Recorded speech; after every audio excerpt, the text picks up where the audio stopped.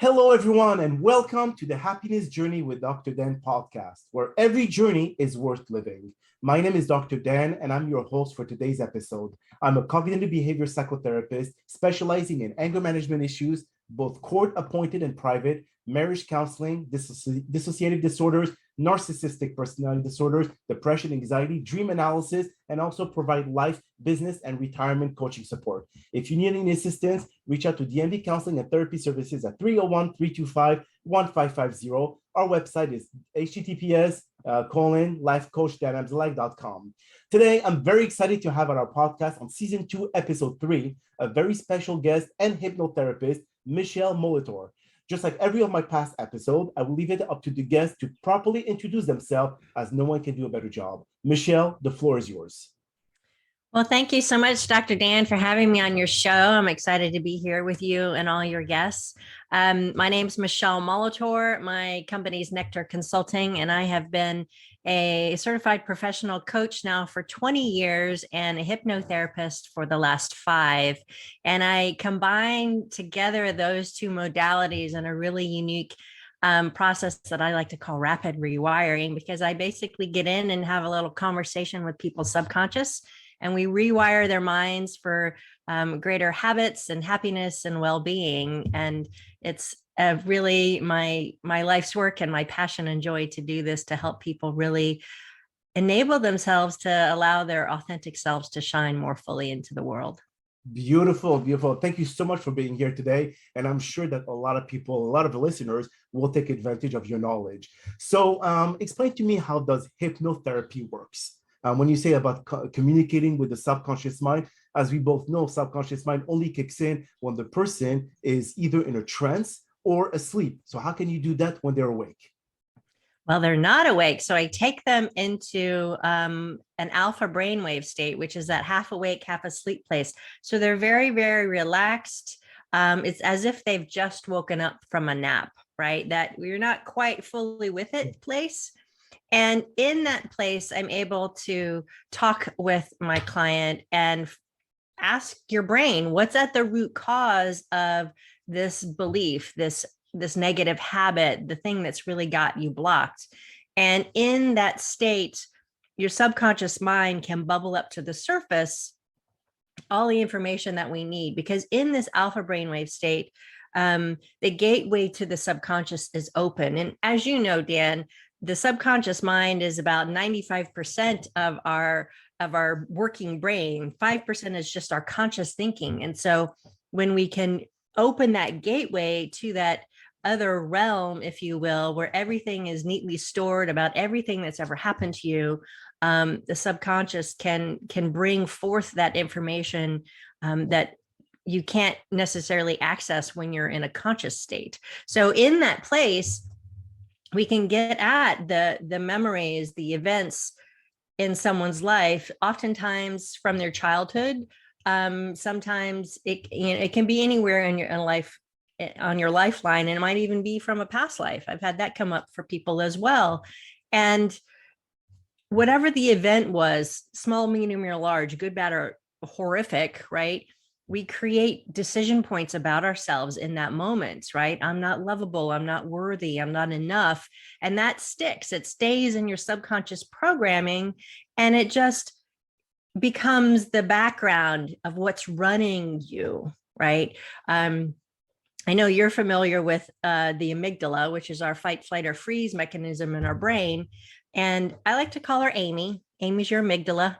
She's the happy little lizard lady who lives in your limbic brain back here, right? And she's just trying to keep you safe and alive and on the planet. That's her sole purpose. And so when you make these decision points about yourself, Amy's like, okay, I got it. I will guard that belief with my life and my whole brain. and it's a way to protect you as you move through life. But then eventually we wake up one day and go, wow, that behavior doesn't serve me anymore, but I don't know how to undo it, and I don't know where to get at it to get rid of it. So hypnotherapy is a really powerful tool to access those old beliefs and those old habits and change them, right? I see. I see. Now, I know I've been reading a lot about Albert Einstein on how smart he was, and as you said, most people, most humans use approximately 5 to 8 or 9% of the brain capacity of the consciousness, but Albert Einstein was able to use 27 to 30%, and that is because he created a bridge between consciousness and subconsciousness. Now, those who actually have telekinetic powers, would you say this is more of a subconscious utilization of the mind versus consciousness? Oh, that's a great question. No one's ever asked me that, Dan. I'm always good about Oh, that. I yes. know people Uh, show the spot, but I love learning about those things. no, that's fascinating. I've actually never thought about that, but I will look into that. I geek out on reading about neuroscience and physics and energy and all those kinds of things. So I think we're really on the Yeah. same page. But yeah, it is really fascinating. I happen to be very, very empathic, right? And I feel people's energy very distinctly. Growing up, I heard, "Oh, don't be so Yeah. sensitive," right? So I thought I was this horrible bad child growing up, and then when I became a coach, I realized, oh no, actually it's my superpower, Okay. right?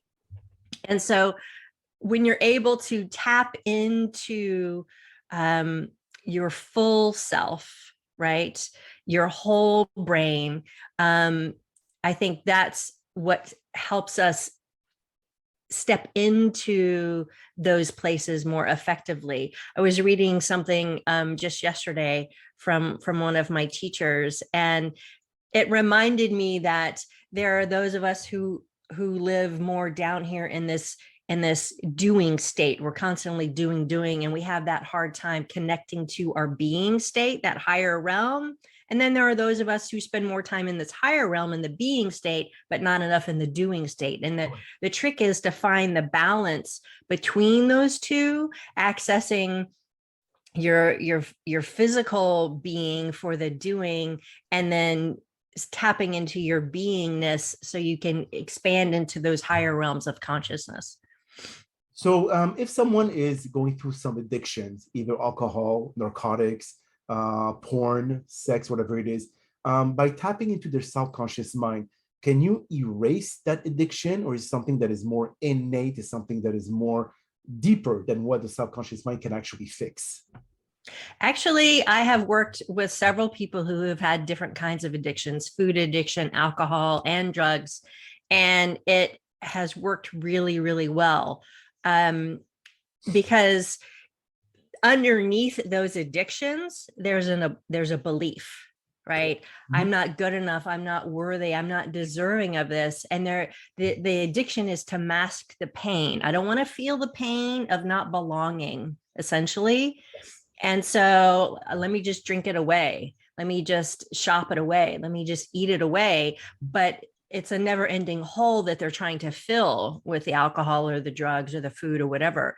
And so when you can change the belief about themselves, then they no longer they no longer feel the need to fill a hole, because the hole has been filled. So here's a great example. I worked with a woman, a very successful senior executive in the tech industry, beautiful. From the outside, she looked like she had all the trappings, right? But she had an eating disorder, and she was 50 something. And she had been trying to solve her eating disorder her whole life. And she came to me, she was very angry and very kind of standoffish, like, what are you going to do for me? Are you, like, Was it like binge eating, or was it anorexia or bulimia? it was bulimia. Okay. And so she finally decided to do some work with me. And in a very short period of time, 30 to 60 days, we were able to eliminate her eating disorder, because she realized that the power to heal herself was within her. It was just changing her beliefs about herself that had been born when she was 16 because of some events that had happened then. And I have this beautiful note on my wall that I received from her. On the outside, it says, "The mind is everything. What you think, you become." And then on the inside, it says, Dear Michelle, I saw this and immediately thought of you. Though our time together was short, I am eternally grateful for what you have taught me. Thank you. And it always warms my heart because she was so like heels dug in, resistant to creating her own change. And then when she realized that she had the power to do that for herself, her whole world shifted. It's really beautiful to watch. Wow. Now, let me ask you the $1 million question there, Michelle. If hypnotherapy does work with addictions, how come in all the Alcoholic Anonymous programs, the Narcotic Anonymous, they don't have a hypnotherapist to be able to help each and every one?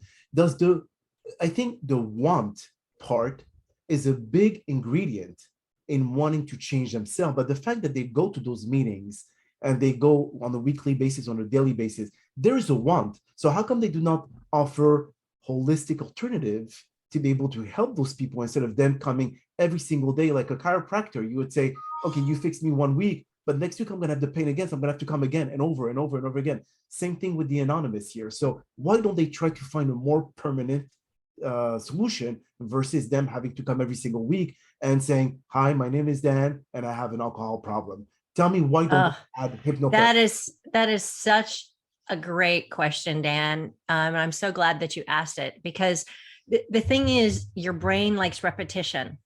It likes habits. We are creatures of habit. And it doesn't matter if that habit is good, bad, or ugly, right?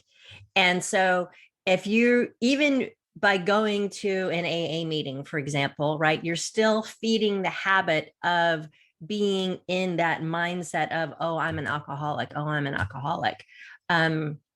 When I believe that if someone really wants to shift out of that, they have to change the dialogue that they're having with themselves, right? They have to change the underlying root cause behaviors of not feeling worthy, not feeling lovable, not feeling good enough that created the alcoholism in the first place. So AA is a great way for community because people need tribes, right? We've always lived in tribes. And so the problem is it keeps people inside of that mindset that there's something wrong with me and I'm broken, right? There's nothing positive behind that if you constantly remind yourself about something negative versus something positive. Right. So the key here is to forgive yourself and then like, okay, now who do I want to be? And let go of the identity of the label of I'm an alcoholic, I'm a drug addict, I'm a bulimic, whatever that label is that you've given yourself, and rewrite the story that you're telling yourself. I always tell my clients, there's your story and there's your history. We can change the narrative of the story in your mind and literally rewire your neural pathways in your brain. We can't change the history, but when you can come to peace with the history of what you've done in your previous parts of your life and like, okay, I did what I did, I got what I got, I can let that go now, forgive myself, but now who do I want to be in this now moment? I see. That's the powerful place to stand. And so for those who are dealing with addiction, it's choosing. They have to choose it for themselves. It's about choosing the desire to change your thinking, right? And rewire that at that deeper level so that you can find forgiveness for yourself, for others, or even just acceptance, right? You don't have to necessarily forgive someone that has done horrible things to you, for example, but you can accept the fact that that happened and let it go and move forward. So you're not continuously being a victim to it. I understand. Wow, that's beautiful, actually. Now, sorry.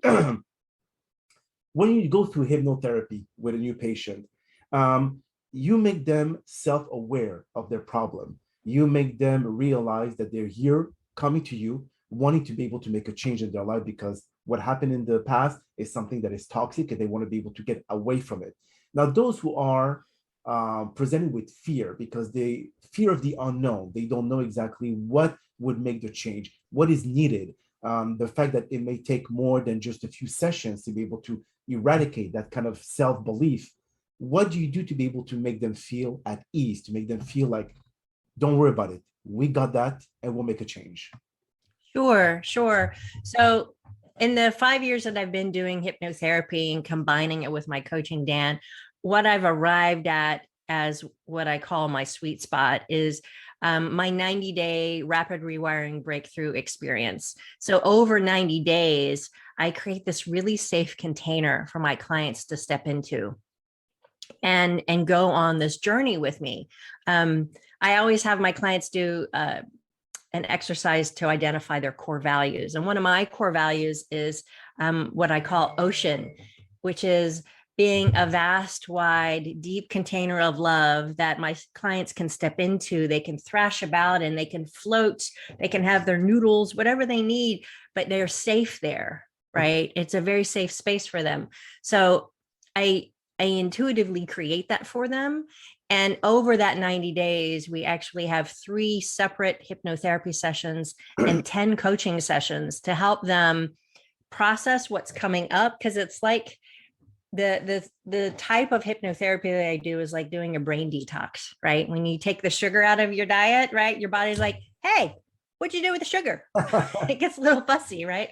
So it's the same thing with your amygdala. Amy's been guarding that way of being for a long time. And now you're rewriting the rules. And she's like, whoa, hey, hold on there. What are you doing, Sparky? Right? So it's about helping them recognize the subtle and the large shifts that are happening throughout this process. Because when they get to the end of it, they literally are like a whole different person sometimes. And they're like, wow, how I would have never guessed. I just earlier this year, I was working with a gentleman who he's a veteran in the insurance industry, really good at what he does, but he was having terrible anxiety and panic attacks about going to work every day. Okay. Can I handle it? Can I do it? Am I going to get it wrong? And doing this work together, what he realized was, even though he thought he had forgiven his mother who had passed away 12 years ago, and then processed through the terrible childhood that he had lived through, he realized he hadn't. And there was a lot of things that he still had to let go of. And so through our work, he was able to let go of that anger and that hurt and that pain and rewrite the story about what happened to him. And he's like a whole different person. He's happier, he's lighter, he's more free. He's able to spend more time with his family and his hobbies because he's not procrastinating and resisting things at work anymore. So, and that's just a typical example of what clients go through when they do work with me. Wow.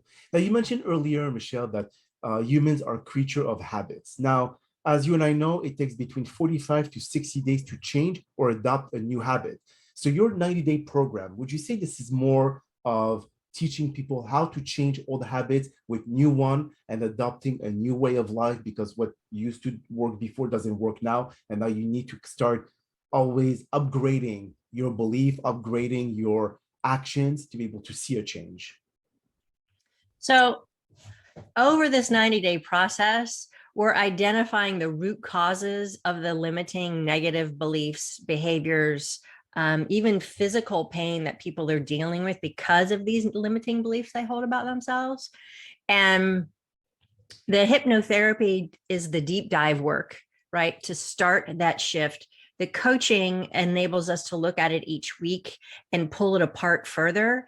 And then from each hypnotherapy session, I'm also creating what I call my transformation recording. And this is a guided hypnosis recording specifically customized to them. I mix it with binaural beat music, and in a particular tone and cadence, I'm telling them, you are enough, you are capable, you're amazing, you're beautiful, you're kind, whatever it is that they needed to hear as a child that they're telling me that comes up in the session, I basically give it back to them inside of this recording. And their homework is to listen to this recording every night as they drift off to sleep. Yes. Okay. This is the secret sauce, because as I said, your brain likes repetition. So just like listening to a song on the radio every night, You know the words from those songs 30 years ago, right? Yes. This is accomplishing the same thing. It's helping drop into your long-term memory these new ideas. I am enough. Of course I'm enough. Why would I ever think I wasn't enough? Right. So as that's dropping into your long-term memory, down into your subconscious, it becomes the new way of operating that people just automatically start to live into. I've had clients who had suffered from IBS for 15 years, right? 20 years. And once they realized the belief was something that was received by their parents when they were in high school playing basketball, right? The IBS went away because they saw that they had taken on the belief, oh, you're crap, you're shit. Who do you think you are? Right. It's like, oh, that was my dad's stuff. That wasn't me. Yes. And so this particular young woman was able to completely transform her life because the IBS was no longer like a constant worry for her, which then exacerbated the IBS, right? It became this very, very vicious downward spiral. So it's really amazing how the mind-body connection and the beliefs that we hold about ourselves can impact our physical well-being as well. So you would say that meditation is like self-hypnosis. Yes, meditation is a very powerful tool in that you're calming your autonomic, I'm not getting that right. You know what I'm saying? You're calming your nervous system. Tongue-tied today. Tongue twister. Yes, I can't even say that. And so meditation is really powerful to get you into that quiet now space. And it's a practice because it's challenging, right? Very much so. I practice all the time and I sometimes end up taking a nap instead. Actually, it's funny that you say this, Michelle, because the past 7 years, I've been putting those self-positive affirmation that I record with my own voice because the brain is more, I would say, accepting of your own voice versus someone else's. And I put myself to sleep and I loop that message over all night long. And by the time that I wake up, it's still going on. And this is what I'm noticing in society. People watch the news at night, right before going to bed, which is the most toxic thing. Worst thing you can do. Because all news is negative, unfortunately. So you hear this, and by the next morning, your subconscious mind heard what was the last message that went through your brain. And then the next morning, you feel depressed, you feel anxious, you feel tired, you feel like a lot of different emotion and feeling about anything that's going on in your mind. And then you bring this at work. And then when you don't have a good day at work, it exacerbates the feeling that you had from this morning. So then you go into a vicious cycle, which is building new habits, which is toxic habits, in which continues on that same cycle. And then you just create depression, more anxiety, and then it just never ends. Well, in which it's good for you because then you get more and more clients to come to you to be able to fix them. But the reality is that just stop watching this crap, the news. It's enough. I mean, it's like they know that, first of all, it's untrue. And it's just toxic information that just want you to be able, they brainwashing you basically. Yeah, I absolutely agree with you. That is one of the best things you can do is put yourself on a news diet. And certainly don't watch TV an hour before bedtime. Tell yourself, find the things that you want to listen to that lift you up, that make you feel good. And listen to those or read those things before going to bed, so that you're feeding your brain good things versus negativity. I think there's a lot of people who are far more empathic than they realize, and they feel what's happening in the world. I mean, last year was challenging for everybody, right? I had a very strange reaction to it. I doubled down on my workload as a way to kind of, I guess, push away what was happening out there because I work from home.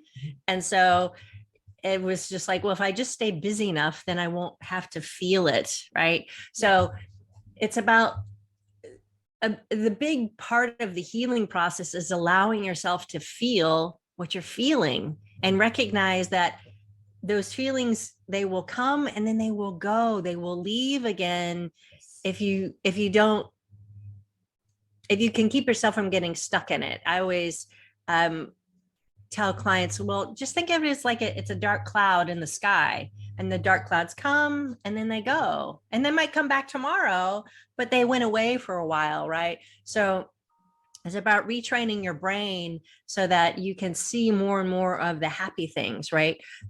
There's that part of your brain, your reticular activation system, right? And you will see more of what you're looking for, right? So when I was looking to get a new car, I was like, oh, I want a blue Tesla. Oh, then suddenly I saw blue Teslas everywhere, right? And so if you're looking for the negativity, if you're looking for bad things to happen, you're going to find them. Oh, yes. Right. But the opposite is true. If you're looking for good things, then you'll find more of the good things are happening as well. Absolutely. And actually, that's what the laws of attraction fail to provide. They say that thoughts becomes the things. So if you think negative, they will become negative. But also they forget to actually add two major components into the laws of attraction that Rhonda Burns failed to do in her book, The Secret, which is action and belief. She barely browsed through that because, I don't know, like you would say, I'll sit down in my couch watching Netflix and I want a Lamborghini in my garage. But if I don't put action and belief into my thought, they will never happen. And then they say that those laws are erroneous. They mean nothing. They don't work. But because you fail to be able to add those two, that's what the word attraction, there's action in it. That's what it all based on. But again, people fail to understand that it's not just one component of the equation. The most core component is yourself.